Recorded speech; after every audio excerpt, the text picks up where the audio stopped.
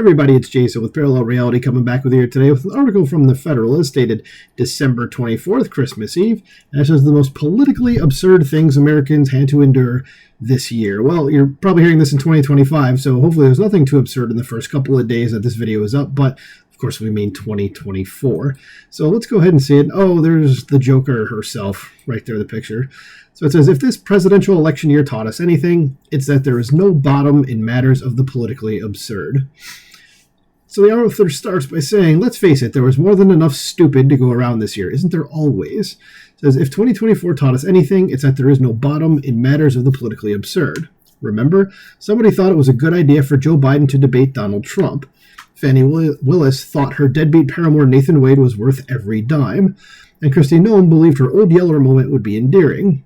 But then again, someone in the Trump transition team thought the dog-killing South Dakota governor had and close personal friend of Corey Lewandowski would make a fine Homeland Security secretary, so clearly there's no accounting for taste. And I'm still trying to figure that one out. I mean, I like her, except for, that Old Yeller thing, but I'm like, okay, that's what they saw for her, but okay, whatever. Maybe I'm wrong. Maybe she'll do great. It says, yes, our dunce cap runneth over in 2024. Here are just some of the dumbest things we Americans have had to endure over the Earth's latest trip around the sun. So it says, Pelosi claiming Biden belongs out in Mount Rushmore. Yeah, this really was stupid. It says, after President Joe Biden malfunctioned at the late June debate, top Democrats orchestrated the soft coup that got rid of one of the left's leading obstacles to keeping the White House. Sorry, just had a swallowing problem there. It says Biden, we were told, was graciously stepping aside and passing the torch to defend democracy or some such nonsense.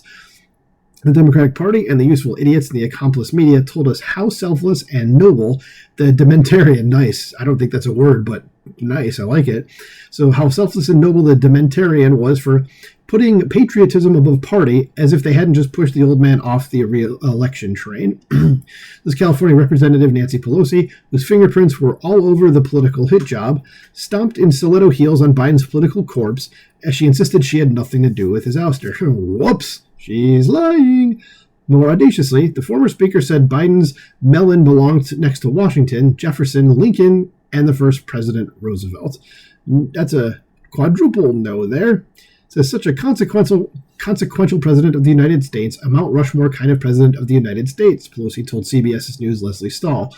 Yeah, if there was a Mount Rushmore of the worst presidents we've ever had, that's where his face would go because he was god-awful, and that's being kind. Says the Democrat also insisted Biden was at the top of his game when the leftist oligarchy that runs the DNC ran him out on a rail.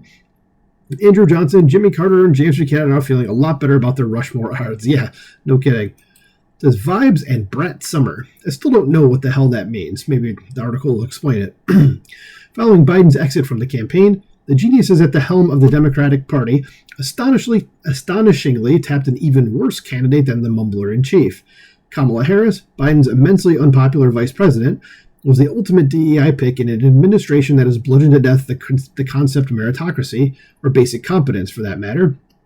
But the bungling border czar was brazenly sold to the American voter as the change candidate in an election in which she was the incumbent.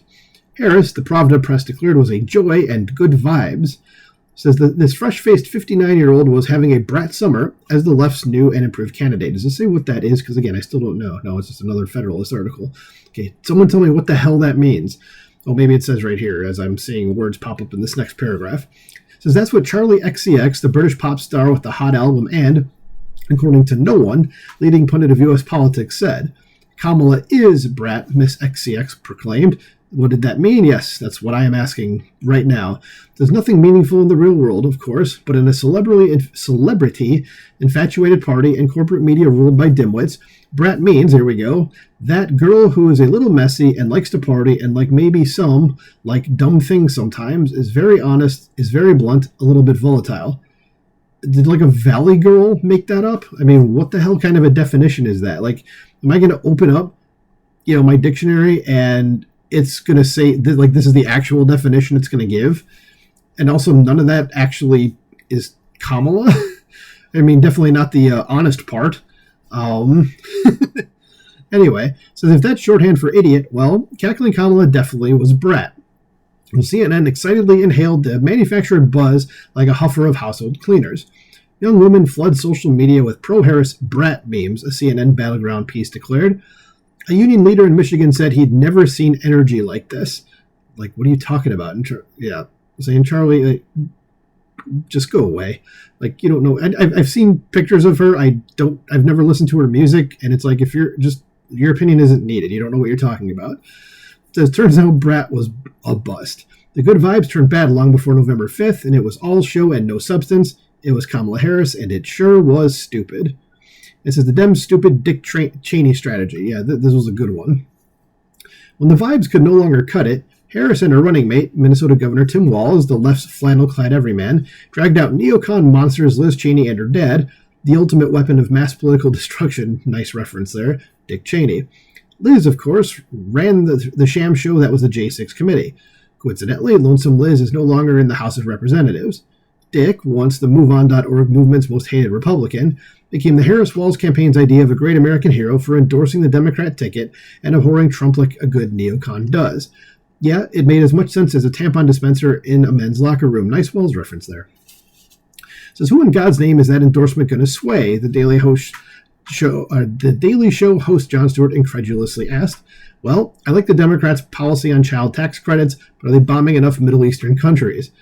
Says, for Democrats, it was just like falling in love with Dick Cheney all over again. Says, I don't trust him, but, thank you for your support. Crystal McLaughlin, a 53-year-old Greensboro, North Carolina healthcare compliance worker, told the Associated Press, adding, and hopefully your financial support, of course. So it was all transactional, with some on the left willing to embrace the unholy grace of the hated Cheney to sate their overpowering hatred for Donald Trump. George Conway, Rick Wilson, and the rest of the Lincoln Project schmucks loved it. Says the political ploy made their tiki torches twinkle. Nobody else bought it because it was stupid. Yeah, that's correct. Next thing. Says Republicans act like losers after big win, because, well, what else can you expect from Republicans? Says the predicted red wave of 2022 finally arrived in 2024. Republicans racked up impressive victories, returning Trump to the White House, taking back the Senate, and holding onto the House. And they boasted of their mandate. The American people want us to implement and deliver that America First agenda, said House Speaker Mike Johnson, grinning ear to ear just days after the election. And we have to do that while we have that energy and that excitement, beginning on the very first day of the Congress in the new year. Johnson and his fellow swamp creatures then promptly signaled that they intend to screw the American people and the America First agenda.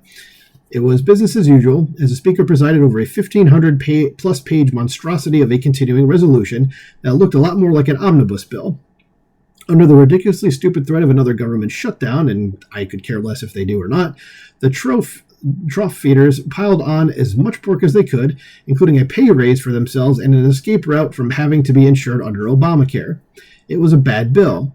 How bad? Lobbyists loved it.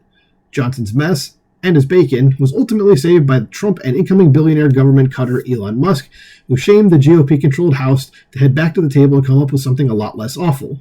They did, paring the bill down to 100 pages and pulling out a lot of fat. Yeah, that's basically taking that's like everything. It's not just a lot of fat. That's like all of the fat plus other fat from other bills that they took out.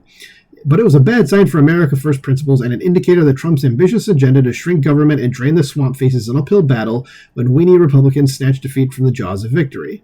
As we won, House GOP should start acting like it. Representative Keith Self, Republican of Texas, wrote on X amid the omnibus debacle, and he is right. Next thing says, how much for Biden's integrity? I wasn't aware the man had any. And after 4 long years of soaring prices, dwindling income, rising interest rates, open borders, violent crime, expensive wars, deep division, censored speech, and government corruption, says this is how cognitively diminished 82-year-old Joe Biden is. He recently told a holiday gathering of the DNC that America is better off today than it was when he took office nearly 4 years ago.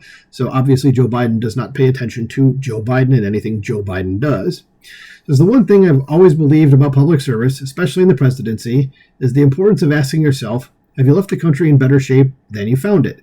Today I can say with every fiber of my being, with all my heart, the answer to that question is a resounding yes, Biden said. Again, I asked Joe Biden if he's ever heard of Joe Biden. Says even a Chicago Bears fan would scoff at such delusion.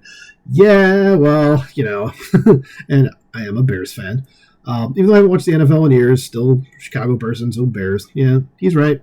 Speaking of delusion, Biden closed out the year by telling leftist Midas Touch host Ben Meiselas that when he ran for office, he would do 3 things. Restore some integrity in the office? He did not. Bring back a sense of focus on the needs of ordinary people? He did not. And try to unite the country, which he also did not do. Says, so that's what I've done, what I've tried to do, the president said just a few weeks after issuing an unprecedented pardon, giving his criminal son a get-out-of-jail-free card for the felonies he's committed and the ones that he may have committed over the past decade. Biden previously promised that he would not pardon or commute Hunter's sentence. Biden lied, like he so often has done throughout his presidency and his long political career. His idea of integrity is as twisted as his definition of unite. Yep, all stuff here, all ridiculous stuff. And what did it say here? It was the most politically absurd things Americans had to endure this year. Yep, and let's leave it with the smiling, cackling idiot here. And all I'll say is we dodged a bullet by having her not in the office. So, are there any other things you guys want to add to this? What other stupidity or politically absurd things Americans had to endure this year? Go ahead and leave those below. Please like, share, subscribe. I will talk to you soon. Bye.